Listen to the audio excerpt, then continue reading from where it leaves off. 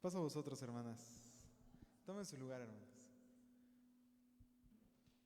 Doy gracias a Dios, hermanas, porque me regala la oportunidad de estar en este lugar para compartir palabra de Dios y porque después de todo el Señor pone delante de nosotros siempre la oportunidad de poder servirle.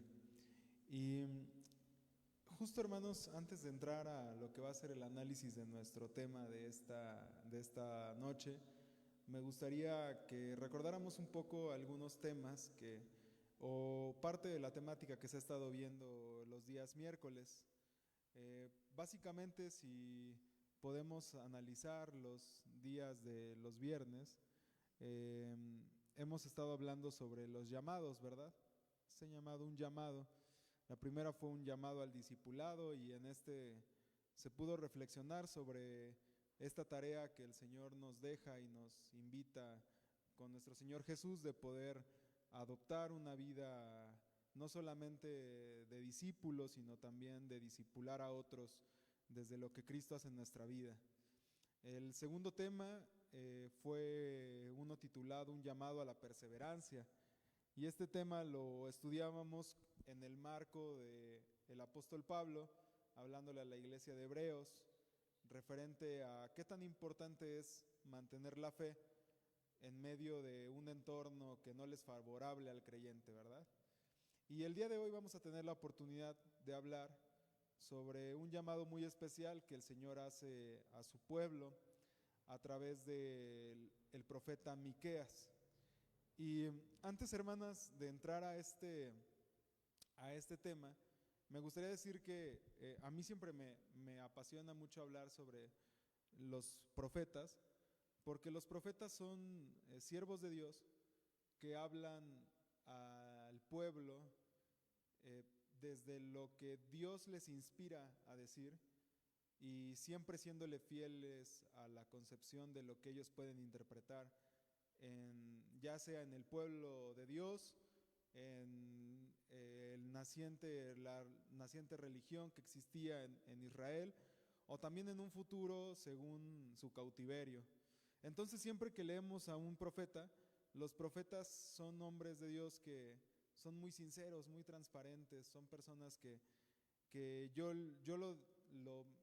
cuando los menciono me gusta delimitarlos como personas que no buscaban eh, caerle bien al pueblo, sino que eran personas que compartían lo que Dios ponía en su corazón y a partir de eso, pues el pueblo escuchaba y también aprendía. Y es el caso también de este profeta que vamos a estudiar en esta noche. Entonces, tener presente, hermanos, que las expresiones del profeta, si bien es cierto, son inspiradas por Dios, también parten de lo que Él quiere decir, de lo que Él está viviendo como un ciudadano más en medio del pueblo. Y el mensaje que busca entregar el profeta es un mensaje que, tal y como lo podemos ver en los demás textos de la Biblia, el mensaje del profeta era algo que el pueblo ya sabía, pero que en ese momento estaba ignorando hacer. En la mayoría de los casos el profeta no viene a descubrir el hilo negro del mensaje, sino viene a recordarle al pueblo un mensaje especial. Entonces, esto es importante, hermanos, porque cuando empecemos a leer el texto bíblico, nos vamos a dar cuenta que el mensaje del profeta no busca meterle miedo al pueblo, sino busca recordarles que Dios no quiere obligar a nadie a seguirlo, sino que Dios les hace un llamado especial a poder vivir conforme a su propósito. Entonces, quiero invitarles a que abran su Biblia en el libro de Miqueas, del profeta Miqueas, capítulo número 6, y vamos a ir siguiendo la lectura a partir del verso número 1, y vamos a ir manejando nuestras lecturas de forma en el que podamos ir haciendo algunas pausas para poder descifrar el mensaje de esta noche. Así que vamos a entrar de lleno a este mensaje, hermanas, y me gustaría compartir lo siguiente, y es que Miqueas tiene algo que recordarle al pueblo en este capítulo. Y es a un Dios, hermanos, que si nosotros tenemos memoria, Dios también constantemente en el mensaje por medio de los profetas busca decirle al pueblo que Él tiene juicios que hacerle al pueblo. Distinta a la época que nosotros vivimos, hermanos, Dios en aquel entonces mandaba decir por medio de los profetas cuál era su voluntad. Y siempre el mensaje del profeta es un recordatorio de la voluntad de Dios. Pero específicamente en estos versos, Dios tiene algo que recordarle al pueblo. Y vamos a leer los primeros 3 versos, los primeros 5 versos, para comprender qué es lo que Dios le quiere recordar al pueblo. Dice, el verso número 1 dice así: escuchen lo que dice el Señor. Levántate y presenta tu caso contra mí, que se convoque a las montañas y a las colinas para que sean testigos de tus quejas. Y ahora, oh montañas, escuchen las quejas del Señor. Él entabla un pleito contra su pueblo y presentará sus cargos contra Israel. Oh pueblo mío, ¿qué te he hecho? ¿Qué he hecho para que te canses de mí? Contéstame. Yo te saqué de Egipto y te redimí de la esclavitud. Envié a Moisés, a Aarón y a Miriam para ayudarte. ¿No te acuerdas, pueblo mío, cómo el rey Balac de Moab intentó que te maldijeran y cómo en lugar de eso Balaam, hijo de Beor, te bendijo? Recuerda tu viaje de la arboleda de Acacías a Gilgal, cuando yo, el Señor, hice todo lo posible para enseñarte acerca de mi fidelidad. Y aquí voy a hacer un alto, hermanos. El verso número 1, el verso número 2 dice que ¿qué tiene Dios con su pueblo? Tiene un pleito con su pueblo. Y esto, hermanos, es importante resaltarlo porque es Dios inspirando al profeta de mandar a decirle a su pueblo que no está cómodo con la situación en la que vive su pueblo. Su pueblo es un pueblo que lo podemos leer versos más importantes, más adelante, en el verso número 3. ¿Qué dice Dios, hermanos, que piensa que el pueblo ha hecho de sí? Dice, ¿qué he hecho yo para que te canses de mí? Esta es la impresión que tiene Dios acerca de lo que el pueblo está sintiendo sobre su Dios. Ese es el conflicto de Dios, porque Dios en los versos 4 y 5 casi que intenta justificarle al pueblo por qué el pueblo tiene que serle fiel. ¿Y qué es lo que Dios le recuerda al pueblo, hermanos? Que lo sacó de Egipto y que aparte le fue fiel en otras ocasiones.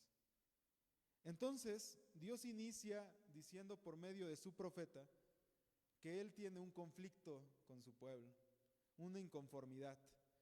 Y es que su pueblo, en pocas palabras, vive como si no tuviera a Dios. Ese pueblo, hermanos, del que el profeta está intentando describir en estos versos, es un pueblo que no porque Dios tenga un conflicto con ellos, quiere decir que Dios les haya dado la espalda. Dios es un Dios que les está recordando que sí, por supuesto, a Él le gustaría que su pueblo le fuera fiel, pero que su pueblo en este momento no le es fiel, pero eso no quiere decir que Él le sea infiel a su pueblo. Dios tiene algo que recordarle al pueblo, y es que ese pacto que Él hizo con sus antepasados, con los antepasados de Israel, no está siendo respetado por una de las dos partes. Él está siendo fiel, pero al pueblo que compró, al sacarlo de Egipto, no está siendo fiel para consigo. Y en otras ocasiones, hermanos, hemos hecho el ejercicio de que siempre que compartimos la Escritura, intentamos hacer un ejercicio de traer este mensaje a nuestro tiempo. Y si nosotros pudiéramos encarnar el mensaje, al menos en estos primeros 5 versos de la Escritura en Miqueas, en el capítulo número 6, pensaríamos también que la pregunta que hace Dios a su pueblo podría encarnarse para nosotros en esta noche. ¿Cómo nos sentiríamos si un siervo de Dios nos confrontara en esta noche y nos dijera: Dios quiere decirte hoy que qué ha hecho para que te canses de Él? En nuestro tiempo es complicado, hermanos, porque yo la verdad recuerdo que en otras ocasiones, cuando yo me formé como obrero, realmente, sin idolatrar a los predicadores, creíamos que lo que se nos exponía era palabra de Dios. Y vuelvo a repetirlo, sin idolatrar a los expositores. Nosotros sabíamos perfectamente que los expositores eran siervos de Dios, que la gloria era únicamente para Dios. Pero yo recuerdo muy bien que nadie ponía en tela de juicio, ¿verdad?, los mensajes que venían de nuestros pastores.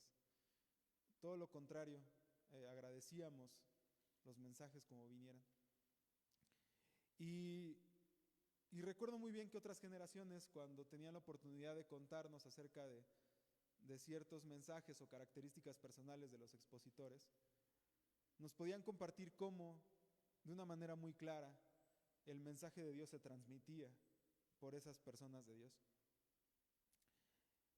Con el paso del tiempo, hermanos, esto se ha complicado mucho, ¿verdad?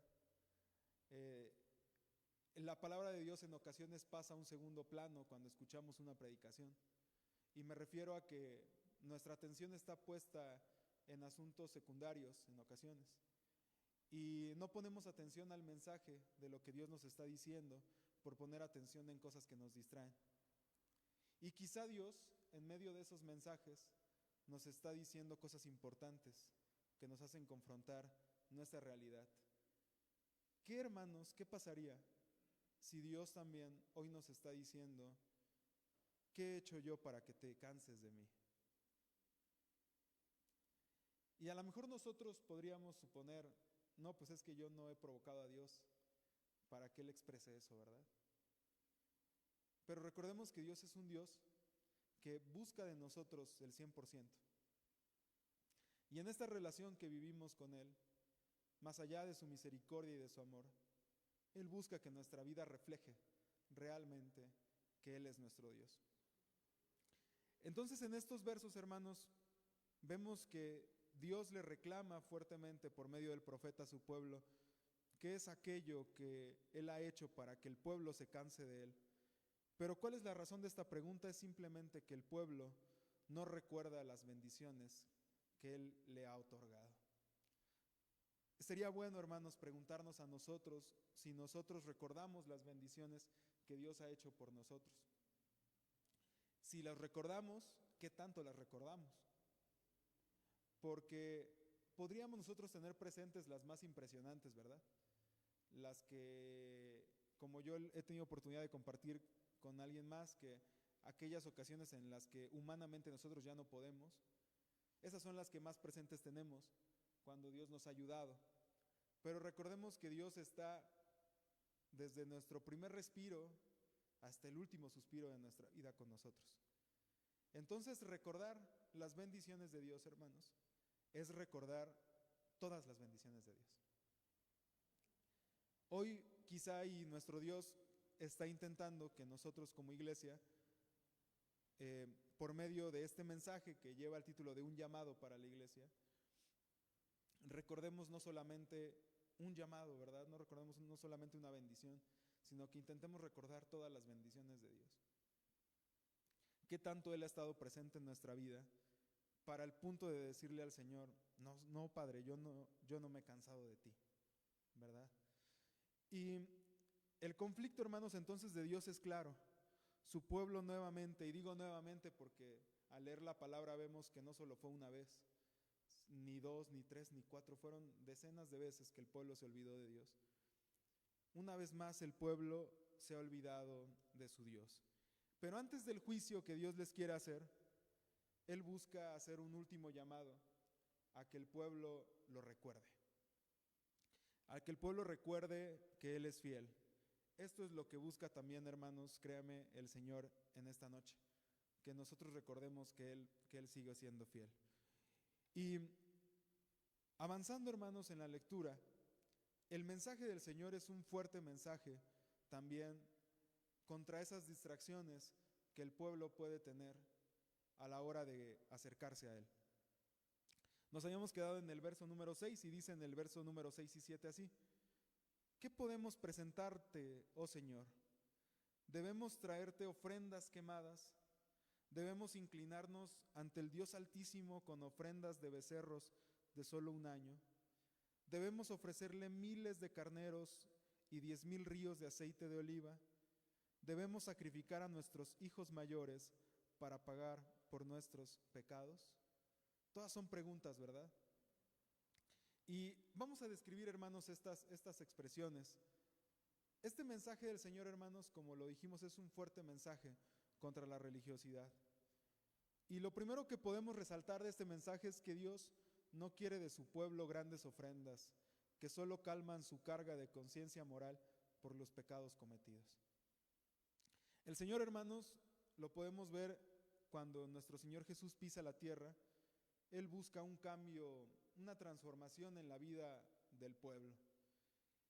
Y nosotros reconocemos, hermanos, que en la persona de Jesús habitaba también el poder de Dios y la visión de Dios para poder relacionarse con su pueblo. Entonces, si lo que buscaba el Señor Jesús con su mensaje era una transformación de vida, por supuesto que también en los mensajes de nuestro Señor a su pueblo existía también la constante invitación a transformar sus vidas. Entonces, esta expresión, hermanos, que encontramos en estos versos acerca de las grandes ofrendas, no debemos malinterpretarla acerca de que el Señor no se alegra con que nosotros le destinemos la parte que a Él le corresponde, sino que nosotros, hermanos, no pensemos que podemos comprar a Dios. Es ahí donde está el pecado. Cuando creemos que Dios con nuestro dinero puede ser comprado y que podemos solucionar nuestra mala situación de vida dándole al Señor cantidades de dinero. El Señor, hermanos, como vuelvo a repetirlo, en el ministerio de Jesús, demuestra que lo que le interesa es una entrega sincera del pueblo que lo sigue antes que cualquier cantidad de dinero. Pero no solamente es eso, sino que Dios no espera sacrificios ni de animales, hermanos, mucho menos de los hijos de su pueblo, porque esas son características de los dioses paganos. Y esto, hermanos, es importante resaltarlo porque vamos a poder encontrar en medio de los mensajes de los profetas cómo los profetas pareciera que preguntan cosas obvias que nosotros diríamos, pues no, a Dios no le agrada eso. Pero precisamente eran preguntas obvias para que el pueblo se diera cuenta de lo mal que estaba actuando. Estas preguntas del Señor, imagínense decirle al pueblo, debemos traerle ofrendas quemadas al Señor. Usted recordará esos textos en los que decían que los reyes, ¿qué hacían? En los lugares altos, ¿qué quemaban? Inciensos y animales.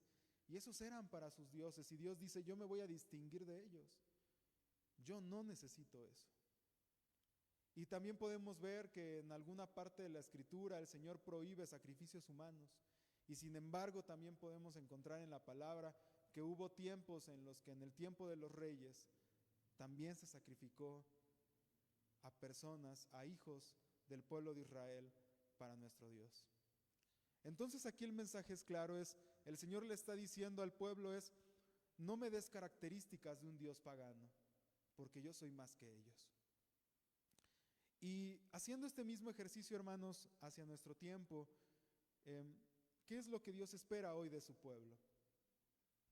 En ocasiones, hermanos, cuando nosotros estudiamos la Escritura, es fácil, hermanos, distraerse acerca de decir a título personal, esto le agrada a Dios porque me agrada a mí. Pero cuando nosotros leemos la Escritura, muchos de nuestros fundamentos religiosos se desbaratan cuando los confrontamos con Cristo, porque nos damos cuenta entonces que el Dios que Cristo presenta no se alegra tanto en la religiosidad de su pueblo, sino que Él se alegra más en que su pueblo busque realmente apegarse a una vida caminando con Jesús. Entonces, quizá el mensaje para nuestro tiempo es que evidentemente nosotros hoy, respondiendo preguntas obvias, no vamos a sacrificar animales, no vamos a sacrificar personas, ni tampoco vamos a elevar inciensos, ¿verdad? Pero ¿qué es lo que el Señor busca de nosotros? Pues entonces que veamos a Dios como el Dios que Él quiere ser visto. Y la figura perfecta del Dios que nosotros podemos ver es a través de nuestro Señor Jesucristo. En Él encontramos las características perfectas de lo que es Dios. No necesitamos otra interpretación, no necesitamos voltear a ver otros textos bíblicos porque Cristo lo satura todo. Y también es importante, quizá, hermanos, que pasemos por un filtro nuestras respuestas acerca de lo que es Dios para mí. Quizá hoy nosotros tenemos que preguntarnos qué es Dios para mí o qué es Dios. Y hacer un ejercicio en solitario de escribir eso en una hoja, hacer un ejercicio por las noches de preguntarnos quién es Dios para nosotros. Y después pedirle a Dios que Él vaya revelándonos a nosotros por medio de los hábitos espirituales, de la oración, del ayuno, de la lectura de la palabra, de la reunión con la iglesia, qué realmente es Dios. Para que entonces, comparando lo que nosotros creemos que es Dios, le pidamos a Dios que Él pueda quitar lo que no sea Él. Y aquello que sí sea Dios, que lo fortalezca, y lo que no tengamos previsto que sea Dios, Él nos ilumine para poder clarificar nuestro pensamiento acerca de lo que es Él. Entonces, hermanos, nos encontramos ante una cita bíblica que, dividiéndolo en tres partes, la primera parte es el Señor diciéndole al pueblo que está inconforme con su dinámica religiosa. Pero si se dan cuenta, no se puede entender sin la segunda. Él está inconforme porque su pueblo lo ha interpretado mal. Su pueblo ha dicho que Él es ese Dios, pero Él está intentando decir, no soy ese Dios que tú crees que soy. Yo soy un Dios distinto. Y entonces, hermanos, tengamos la oportunidad de nosotros estudiar en casa, ¿verdad? ¿Qué es lo que Dios significa para nosotros en lo personal, comparándolo a la perspectiva de Jesús? ¿Y qué es lo que Dios es para nuestra iglesia? Y entonces, este texto, hermanos, en Miqueas no se puede quedar únicamente en un reclamo. Toda religiosidad es importante comprender que atenta contra la espiritualidad del pueblo de Dios. ¿Por qué? Porque lo podemos ver en la propia Escritura, hermanos. La religiosidad siempre, en todas las etapas de la iglesia, siempre llega a un punto en el que suplanta a Dios. La religiosidad es lo que a nosotros nos gusta, como nosotros creemos que se debe acercarse uno a Dios. Y siempre en algún momento en la historia de la iglesia, eso ha sido en ocasiones más importantes que buscar la transformación de vida. Usted lo puede ver en la historia de la iglesia. Siempre la interpretación acerca de algo, la forma de cómo acercarse a Dios, las expresiones, las lecturas, la vida de iglesia, y me refiero a la vida de iglesia no como la vida de fe, sino la vida de aquí, en un lugar encerrado, siempre en algún momento suplanta en el corazón de las iglesias la búsqueda espiritual de parecerse a Cristo. Y es importante entonces estar preparados para identificar esos rasgos de religiosidad y poder callarlos, hermanos, cuando estos quieran suplantar a Cristo. Pero decía yo, hermanos, que este mensaje que Dios entrega por medio de Miqueas no se va a quedar únicamente en juicio. Dice el verso número 8 así: no, oh pueblo, el Señor te ha dicho lo que es bueno y lo que Él exige de ti, que hagas lo que es correcto, que ames la compasión y que camines humildemente con tu Dios. Así termina, digamos que este proceso, hermanos, de texto bíblico, Miqueas para el pueblo de Israel. Esta sección pequeñita, Miqueas la termina con esta expresión. Pero mire cómo es la escritura, no sé ustedes cómo lo tengan en su Biblia, pero al menos en mi versión está encasillada en medio de signos de admiración. Él está diciendo, no, el Señor te ha dicho lo que es bueno y lo que exige de ti. Entonces, hermanos, todo lo que llevamos leído acerca de los textos anteriores, llegan a este punto a decirle a la iglesia, al pueblo de Dios, que recordemos lo que el Señor le ha llamado bueno. El Señor le ha llamado bueno a que estemos en comunidad, a que busquemos parecernos a Cristo, a que seamos una iglesia compasiva, a que seamos un pueblo que busque constantemente parecerse a nuestro Señor Jesucristo. Pero fíjese cómo es el profeta, que él dice, esto es lo que el Señor exige de ti. ¿Y qué es una exigencia, hermanos?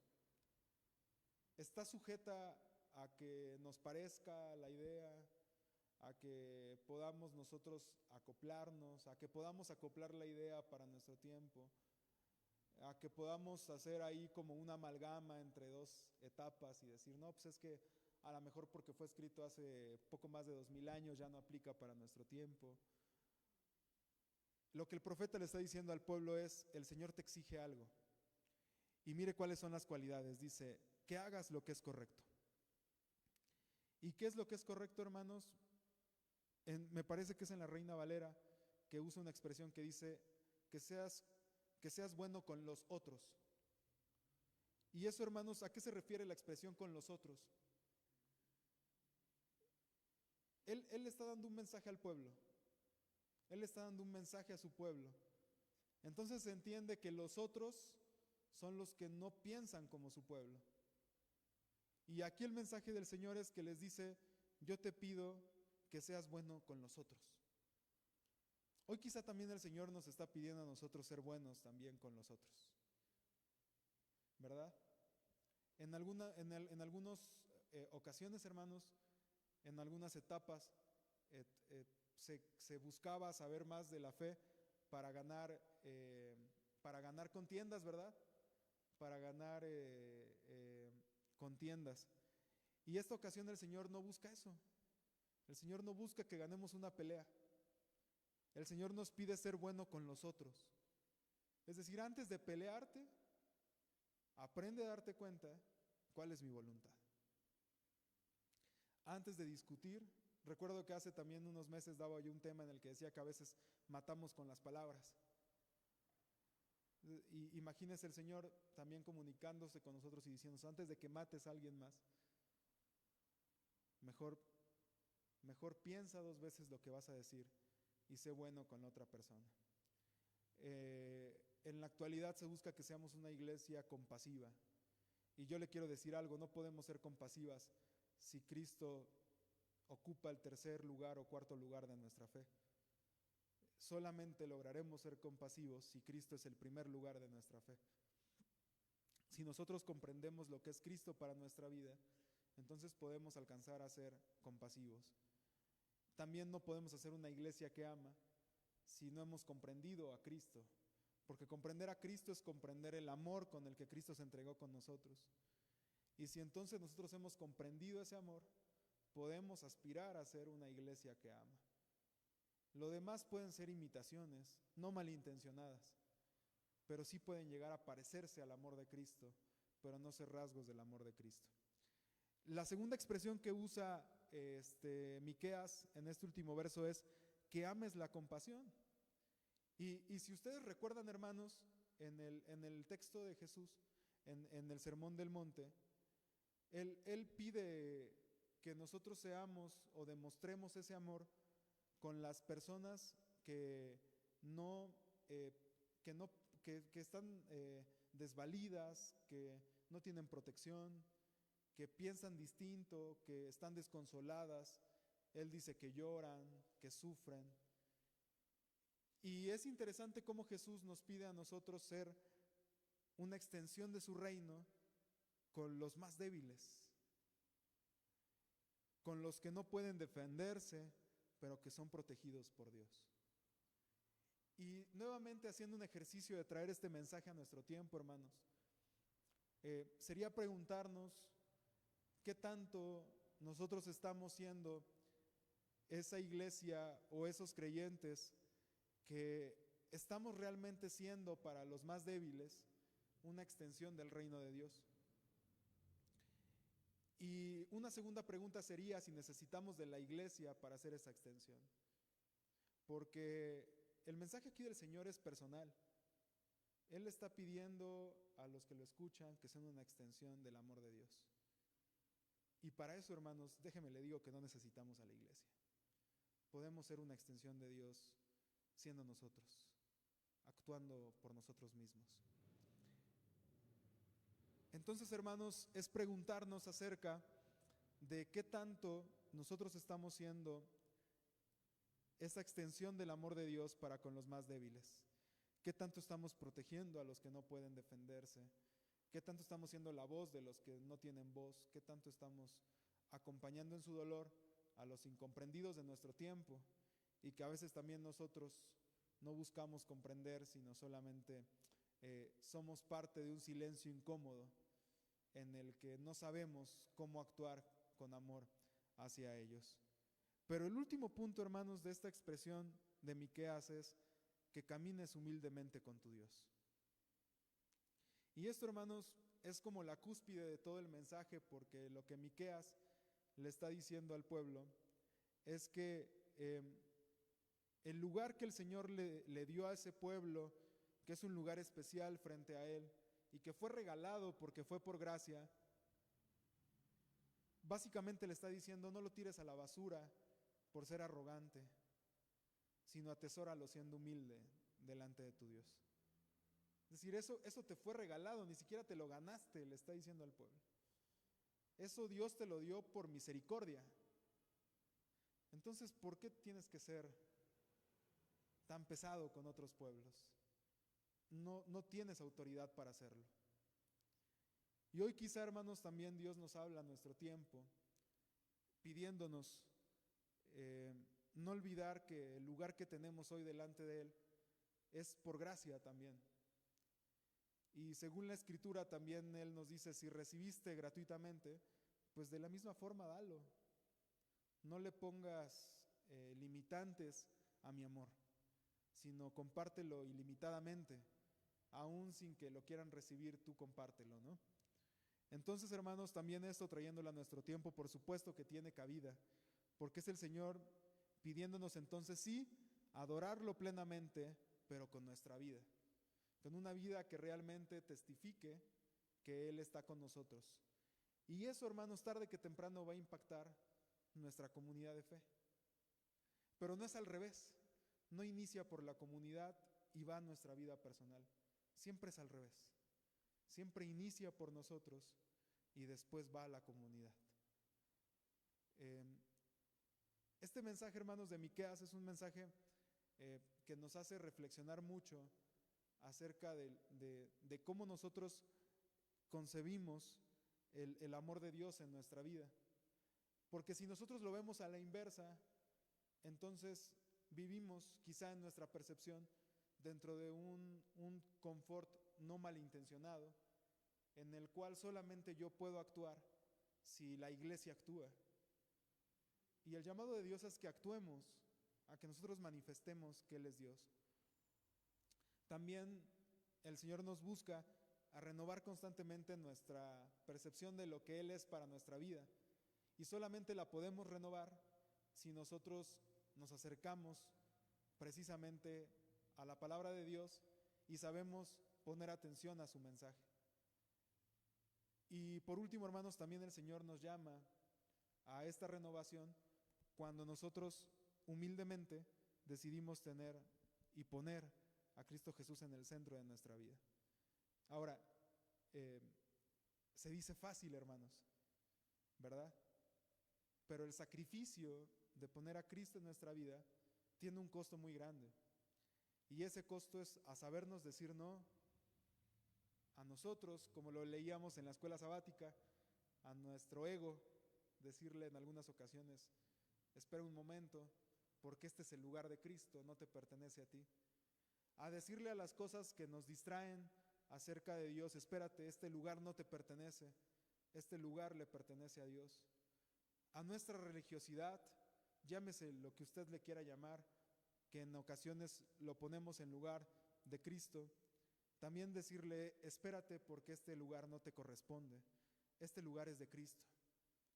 Y entonces una vez que lo hagamos, hermanos, nosotros habemos comprendido, ¿verdad?, que Cristo y nuestro Dios están en el centro de nuestra fe. Que Cristo y nuestro Dios están en el centro de nuestra fe, y entonces podremos responder al llamado especial que Dios le hace a su iglesia de no olvidarse de que Él es Dios. No será necesario un llamado de esa forma, porque nosotros tendremos bien claro la idea de lo que es Dios para nosotros. Entonces, a mí me gustaría, hermanos, que nos retiremos con estas 3 preguntas a casa. Que nos preguntemos qué llamado nos hace Dios esta noche. Porque este es el llamado que yo pude interpretar que nos hace como iglesia, ¿verdad? Pero siempre hay un llamado personal que el Señor nos hace. Entonces, después de haber escuchado este mensaje, ¿qué llamado especial tiene Dios hoy para nosotros? Siempre me gusta usar esta expresión, ¿verdad? Si nosotros cometemos el error de decir que el llamado no fue para nosotros, quizá estamos cayendo en eso que no queremos caer, en el error de la perfección, ¿verdad? Decir, no, hay otros que están peor que yo. Entonces, preguntémonos qué llamado nos hace Dios esta noche. ¿Qué es lo que Dios quiere conseguir de nosotros en esta noche? La segunda pregunta es, ¿qué propósito tenía de que escucháramos este mensaje? ¿Por qué Dios puso hoy un mensaje de un profeta para nuestro tiempo, hermanos? Esto es algo que no es una crítica a la iglesia, pero si usted se da cuenta, los menos temas que escuchamos son sobre los profetas, hermanos. Y los profetas, si bien es cierto, le hablaban a un Israel que estaba cautivo, hoy quizá nos recuerdan a los expositores que también nosotros somos inspirados por Dios y que quizá el mensaje para nuestro tiempo tiene que ser un mensaje en ocasiones, ¿verdad? No siempre, pero que nos haga recordar en nuestro contexto del tamaño del amor de Dios para nosotros. Entonces, pongámonos a preguntar qué propósito tenía Dios de que escucháramos este mensaje en esta noche. ¿De qué me estaba olvidando? ¿Qué era necesario recordar? Y por último, hermanos, última pregunta, ¿qué haremos para representar dignamente su amor en nuestra vida? Y digo dignamente porque en ocasiones ya lo representamos. En ocasiones nuestra familia, nuestros seres queridos saben perfectamente que somos cristianos. Ya representamos a Dios. Pero cuando yo pongo el término dignamente, quiere decir que nuestra vida realmente refleja el amor de Cristo. Que no hace falta que yo le diga a alguien más que soy cristiano, porque ya mi vida es mi carta de presentación. Entonces, yo les invito, hermanos, a que nos hagamos esta pregunta. ¿Qué es lo que Dios ha puesto en nuestro corazón esta noche para representar dignamente el amor que Él nos tiene, el gran amor que Él nos tiene en nuestra vida? Recordemos, hermanos, vuelvo a hacer énfasis en esto, los mensajes de este mes están en el marco de una temática que son llamados a nuestra fe. Y el llamado, hermanos, no es una obligación. El llamado es para quien busque escucharlo. Y si hoy nosotros hemos escuchado el llamado, un llamado que usted le va a poner nombre y apellido en casa, entonces va a tener la posibilidad de responder en casa también, como dice la Escritura, en lo privado, en lo íntimo, a ese llamado. El interés del Señor es que nosotros escuchemos, hermanos, su voz, que sepamos identificarla y que por medio de su Espíritu respondamos a ese llamado. Entonces, mis hermanas y mis hermanos, el llamado no es cosa sencilla. Y el interés, hermanos, de esta predicación es que el Señor nos haga reflexionar a nosotros personalmente. ¿Qué es lo que nos falta para posicionar a Cristo y a Dios en el centro de nuestra vida? Y si lo estamos haciendo bien, hermanos, que el Señor nos dé más fuerzas para seguir haciéndolo bien. Así que, mis hermanos, este es el mensaje del Señor para nosotros en esta noche. Que Dios nos bendiga. Paz a vosotros.